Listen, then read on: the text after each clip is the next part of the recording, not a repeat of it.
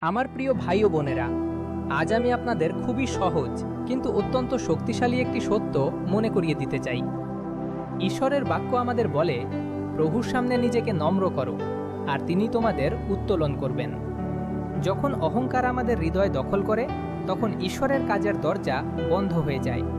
কিন্তু যখন আমরা নম্র হয়ে তার সামনে মাথা নত করি, তখন আমাদের ভিতরে একটি দরজা খুলে যায়। আর তখনই ঈশ্বর আমাদের জীবনে এমনভাবে কাজ করতে শুরু করেন যা আমরা কখনো ভাবিনি। নম্রতা মানে নিজেকে ছোট ভাবা নয়। নম্রতা মানে ঈশ্বরের উপর আরও বেশি নির্ভর করা।